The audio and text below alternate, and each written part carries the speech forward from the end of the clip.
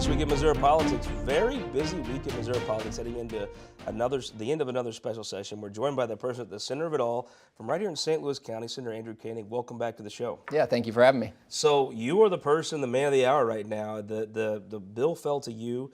The state Senate, you guys passed something that I think most folks thought would be changed in the House earlier on in special session. They sent you a bill. The floor leader took some time to call you guys back. He kind of spaced this out a little bit.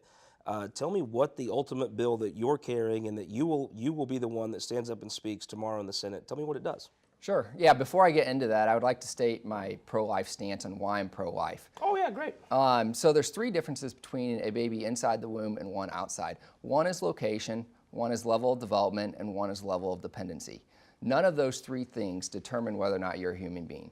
You know, whether you're inside the womb, outside the womb, level of development. You know, a 5-year-old is just as much a human as a 25-year-old.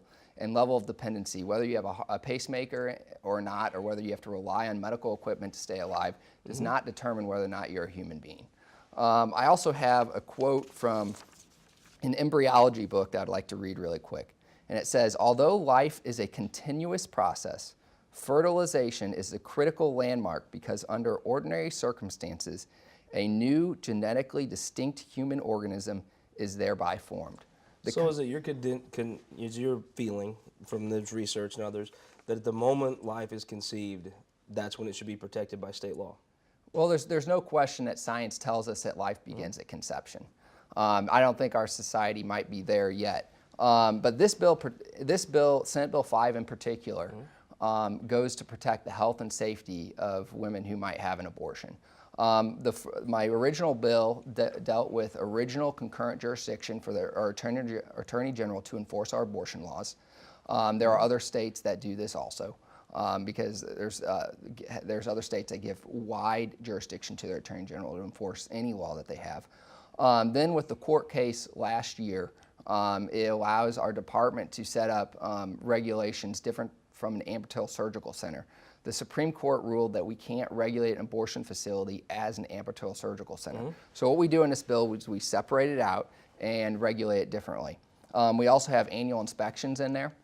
And then with RU 486, we have to, if they were to do a chemical abortion, they would have to set up a complication plan. A lot of those things seem that doesn't seem that restrictive to have an annual inspection.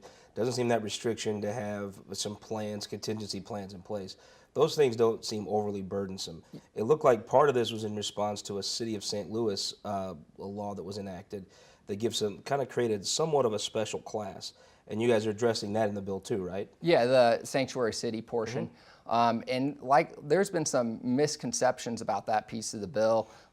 It's been said that people can be fired for being on birth control, but my bill does not do anything with that. All it does is protect alternative to abortion agencies to be able to operate freely. I asked one of our guests earlier in the year that was pro-choice. I said, can you empathize with where someone's coming from on the other side of this issue? When you talk to someone that is pro-choice, can you at least see where they're coming from to start a dialogue? Yeah, I mean, I can see where they're coming from, but the problem is they're just wrong on the facts. And another thing we do is with the pathology labs, we require that if there's no evidence of an abortion, they have to do a microscopic view of the path lab to see what happened. There's a number of reports in the Department of Health that show from Planned Parenthood that no abortion was actually even done in the path lab. Maybe it's because they didn't actually look at it closely enough. Some of these regulations, it looks to me like you guys have a challenging goal of trying to hit almost a moving target. It's a federal policy about abortion law. It looks like the federal court is moving the standard towards fewer restrictions on abortion. You guys are trying to hit somewhat of a moving standard, it looks like. Without federal action, can you really do something to substantially limit the number of abortions in the state of Missouri? Well, what we're trying to do is we're trying to regulate and make sure abortions are done safely here. And, like with the annual inspections, I'm in construction. When I do a roof, they actually come out and inspect it before we put the roof on. They inspect it after we put the ice and water shield on, and then they come inspect it again afterwards. And we're just talking about construction here. So annual inspections is something that's common sense. With a 72-hour we also have a 72-hour waiting period. I had a couple weeks ago, I had a balloon sinus surgery, and guess what? I met with the doctor a couple days before. So this notion that right now we just have a requirement that you meet with a social worker or a nurse, and you don't have to actually meet with the doctor. Well, common medical practice, when you're having surgery done, usually you meet with the doctor. Let me break this down to a bigger thing. I always think it's interesting. The citizens of the state of Missouri get asked every 2 years who they want to represent them in the legislature. Every year, they send more Republicans who are 100% pro-life. And it's always funny how some of the media even will act surprised when people run as pro-life, pro-gun, and then they come to Jefferson City and they vote for pro-life, pro-gun measures. It always scratches my head that folks are surprised by that. Yeah, it shouldn't be surprising at all. I mean, we have super majorities of pro-life legislature. And the fact is, the public of this state, whether you agree with the issue or you don't agree with the issue, the citizens of Missouri continually vote for legislators. And most of the time when I see the handouts, like Sarah Walsh is running in mid-Missouri right now for state rep, I would assume somewhere on that thing is pro-life and pro-gun, right? Somewhere on the push card. It should not surprise people in the 50th if they vote for her. She's probably going to vote for pro-life, pro-gun measures, right? Sure. Let me ask you, as far as a little legislative deal, Kraft, let our viewers kind of in behind the curtain in the Senate. You were picked, I think, as a consensus person by the body. You've always had a very conservative voting record, a very conservative reputation. But I think in your first year in the Senate, you impressed even those that don't agree with you about your willingness to sit down and talk to people and work with folks. Yeah, I always have a philosophy that I will meet with anybody and try to, you never know when you're going to need someone from the other side of the aisle. Like on the previous special session, I was something I was very much against. And dealing with the electricity rates. I don't think my constituents should be subsidizing a plant in southeast Missouri. And so you never know when you're going to need someone from the other side of the aisle. So I always try to talk to everyone, even even knowing that we might disagree on an issue. Had to feel kind of good though that your colleagues that you work with, even those that don't agree with you, even amongst your own caucus maybe that don't have the same ideological philosophies as you do, they picked you because you're somebody they at least thought could sit down and talk to everyone. I mean, that's a pretty good statement of confidence your first year in the Senate. Sure, absolutely. I mean, yeah, going into this, I did not know I was going to be handling this bill.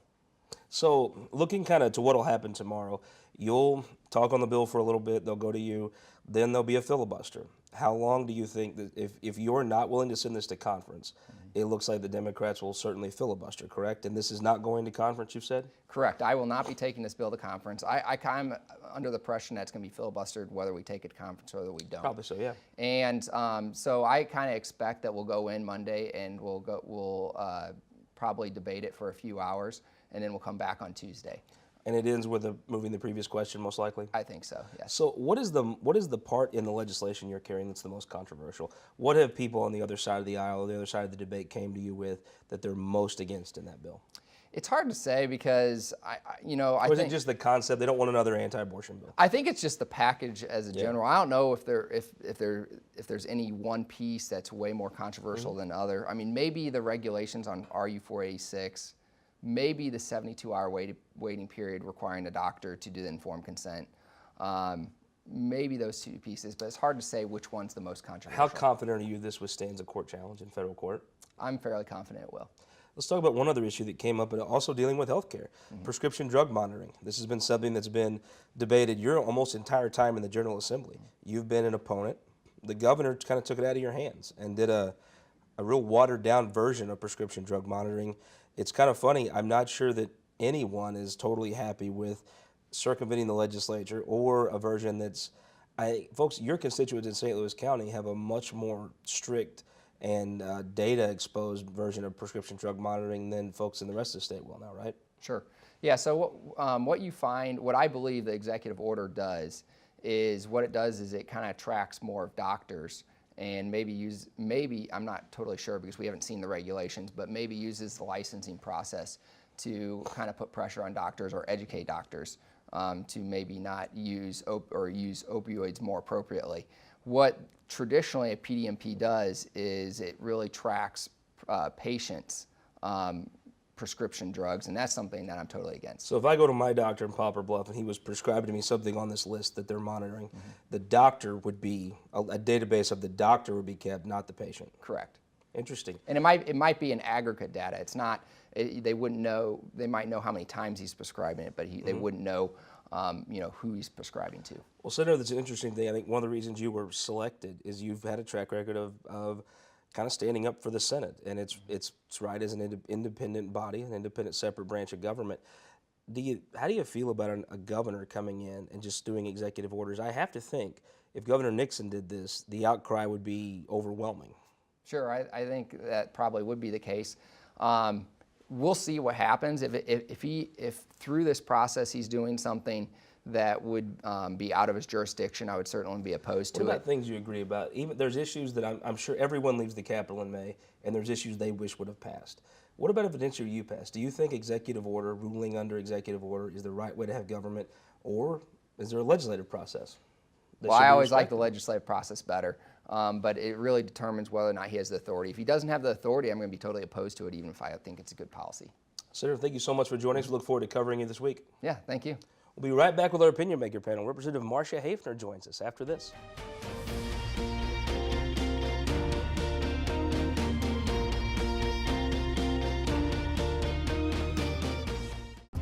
My name is Eric Philippi. I'm a veteran, a carpenter, and a father. When Eric Greitens said he was going to change politics as usual, folks like me didn't think the first thing he'd do as governor was take dead aim at our jobs and our families' livelihoods by working to repeal prevailing wage. Call Governor Greitens. Tell him to protect prevailing wage and to protect my family, not destroy it.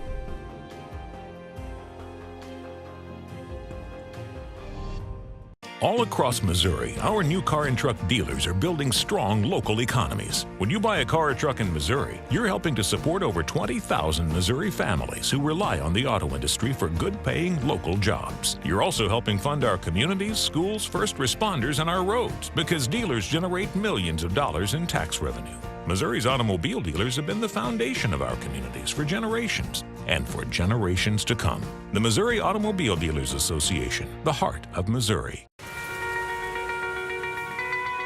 Nobody likes power outages, including us. That's why Ameren, Missouri is investing in new equipment and smarter technology to reduce outages and keep pace with future needs. And it's working. We're in the top 25% in the nation for reliability. And on average, our rates are 18% lower than other Midwestern states. Making sure the power is there when you need it. That's energy at work. Ameren, Missouri. Welcome back to This Week in Missouri Politics, our Opinion Maker panel time. Representative Bruce Franks, welcome back, sir. Nice to be here, Scott. Allison Dreeth, welcome to the show. Thanks for having me. You bet. Representative Marcia Hafner, welcome back. Thank you. Representative John McCarty just announced running for county executive in Jefferson County. Jefferson County. The bellwether county of the state of Missouri, huh? That's right. Let's God's start. country. Representative, the first order of business this week, the governor makes another surprising move. He comes out, you guys have debated prescription drug monitoring for years now, and he comes out with his own plan, a bit of a watered down version via executive order. I was pretty surprised, weren't you? I was very surprised. Those of us who do support the PDMP concept were very surprised that it would be accomplished through executive order. And I do question where the funds are going to come from through the Department of Social Services, because I sit on the budget and it seems like it's hard to even find any money for extra things, much less an extra $250,000 that they didn't have already earmarked for another program. And I also question how you enter into a contract with a private vendor, in this case Express Scripts, without going through the RFP process as we do normally. So I don't know if executive order makes them exempt from that, but I certainly do question the process. Representative, I've watched this issue for a long time. I remember when Kevin Engler was first talking about this a long, long time ago. It looked like the governor actually helped the people pass the bill. It looked like this was a bill, a version of it moved through both houses of the legislature this year. It looked to me like the momentum was behind it to have a legislative fix. Yeah, I think the legislative fix was actually a better plan too. Yeah.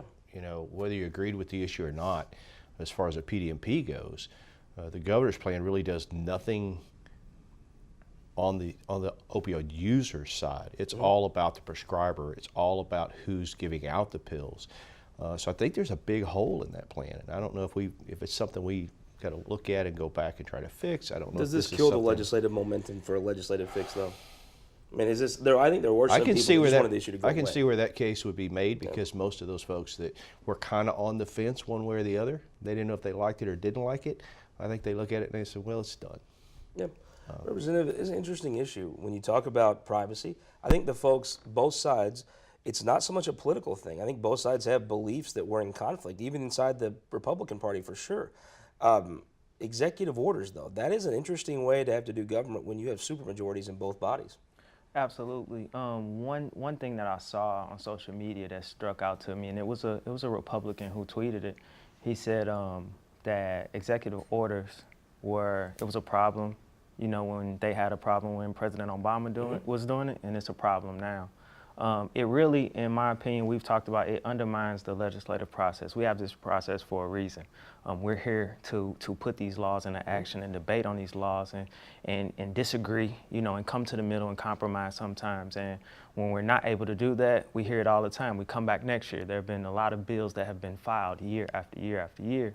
And now we're saying that every time that, you know, somebody loses, it's okay because I got your back. You know, Or a special session. Or a special yeah. session, yeah, which costs taxpayers, which takes us away from our families, our jobs, regardless to what folks think we do in our off time or our vacation. So, Alison, is an interesting concept on prescription drug buying. I saw folks in both parties have really principled beliefs, but it looked to me like this issue was moving towards a conclusion. Yeah, and I think it was a real bipartisan effort that's been happening for years. I'm just thankful that St. Louis County and other counties have taken up this issue on their own accord, and St. Louis County could arguably be 50 to 60% of the population in our state that's covered by a true PDMP program. Interesting thing. So, give me a prediction. Do you see more executive orders from this governor? I hope not, but yes. What do you think? Do you think this continues? Oh, absolutely. I think it's an interesting thing. If you have a supermajority of your own party, yet you want to rule things by executive order. Although this president is not unfamiliar with President Obama. I mean, Governor Greitens knows President Obama quite well. Does this continue? I expect it to continue. Fully expected to continue. Is there legislative pushback? I mean, I think most folks would say the legislature's been relatively incapable of standing up to the governor.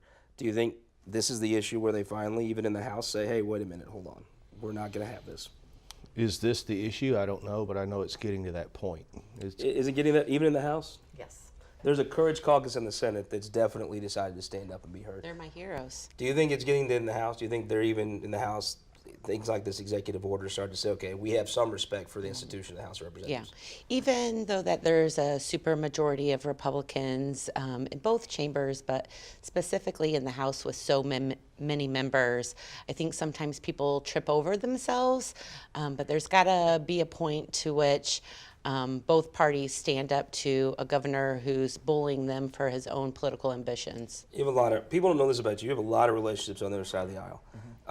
People talk to you in a different way than do a lot of other members, especially Democrats. Do you sense from the folks on the other side of the aisle that they're even ready to start standing up for their institution?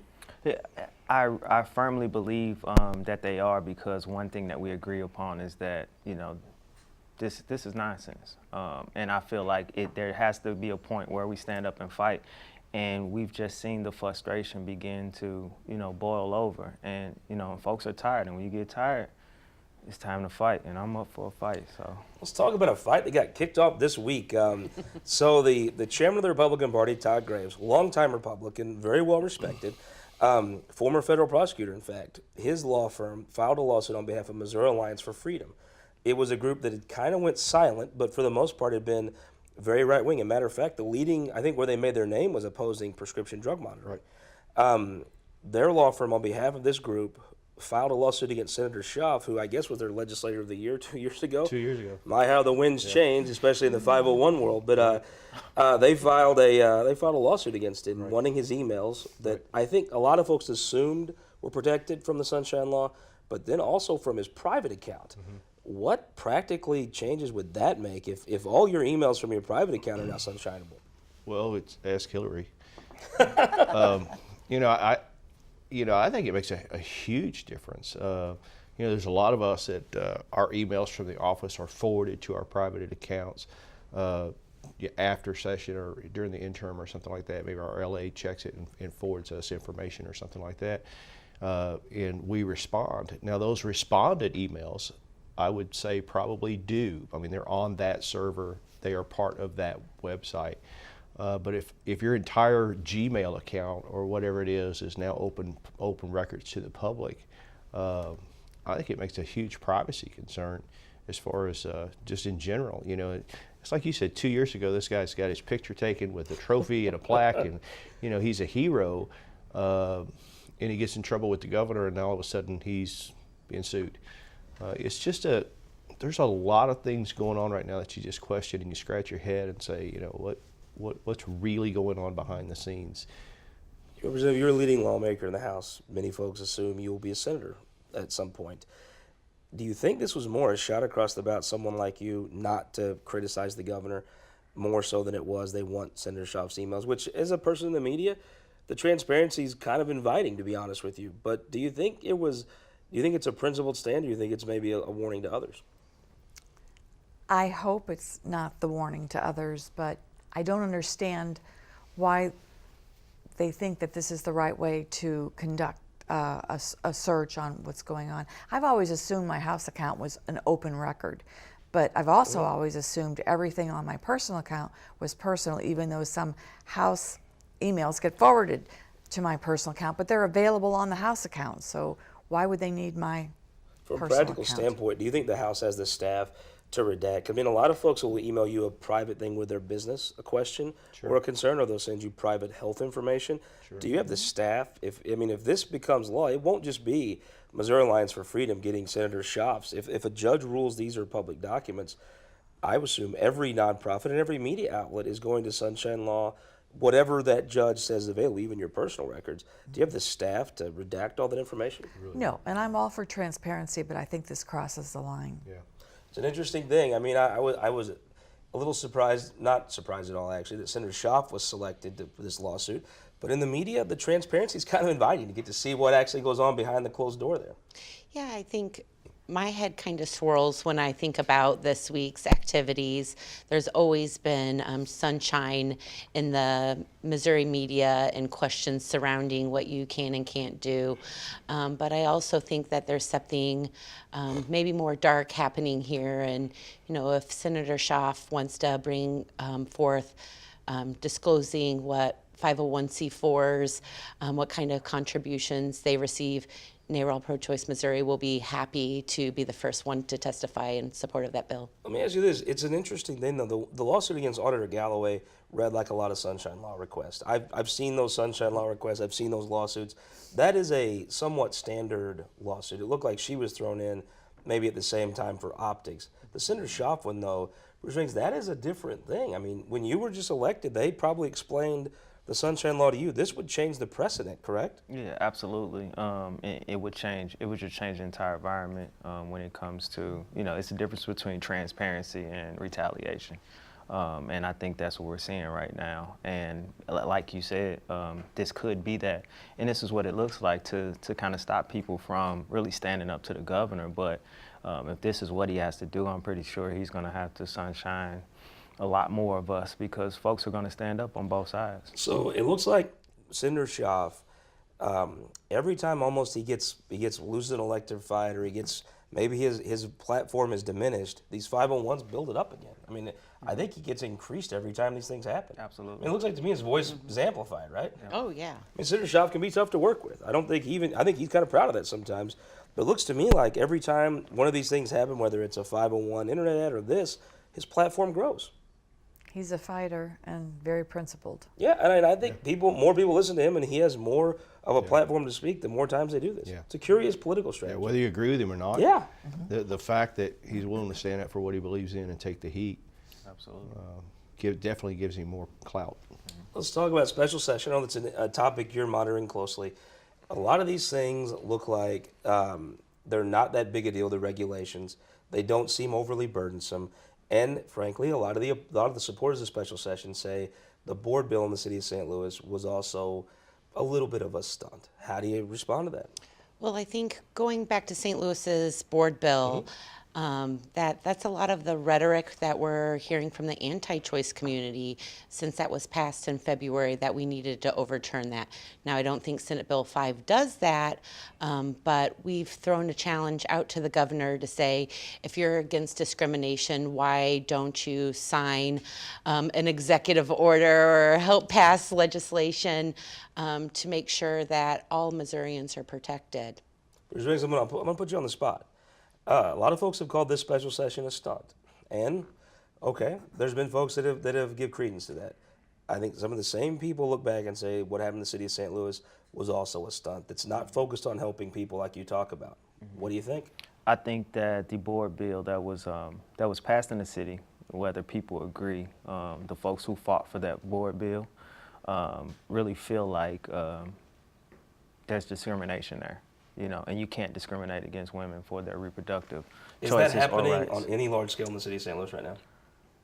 So it absolutely happens. But for anybody to question if that happens, these are the same folks that say, okay, well, that doesn't happen. But what does happen is voter impersonation. It's you can't pick and choose when you feel like something is happening. If folks are saying this is happening, especially in the city of St. Louis, and these are the legislators and the people that make up the local government and that make up this entire city, have said this is what's happening. This bill passed. Will you be back to Jeff City next week? I believe we are Wednesday. Really? You think the Senate passes this bill ultimately, even with a PQ? Yeah, I think the Senate passes the bill, and I don't think we need to go back to Jeff City. With a minute left, who won the week? You did. Scott Fong, winner of the week. Your article on the dumpster, the anatomy of a dumpster fire, well, thank you very much. dealing with the whole issue with the tax commission and all that was absolutely spot on, phenomenal. Very honored. Thank you, Representative. Who won the week? I believe Governor Greitens, if you believe the advertising campaign that's out there on TV right now, that he balanced the budget and is not going to raise your taxes, which is what the legislature does. They balance the budget, and we've cut taxes, then he wins, if you believe it. Who won the week? St. Louis County municipal electeds for passing and implementing a true PDMP that helps doctors and Missouri. Great. Representative, who won the week? Unfortunately, Governor Greitens. He's mastered the superpower of illusion and rhetoric and not action. Well, I want to say who won the week is Senator Koenig. I mean, I think it was a sign of respect among his colleagues that they let him carry this bill. I think he did. Two things. Go to twmp.tv for an overtime session with Representative Franks and myself on the governor's crime plan. And Thursday night here in St. Louis, I get to go back on Donnybrook. So get ready to give the provocateur Alvin Reed a little grief. We'll see you next week on This Week in Missouri Politics.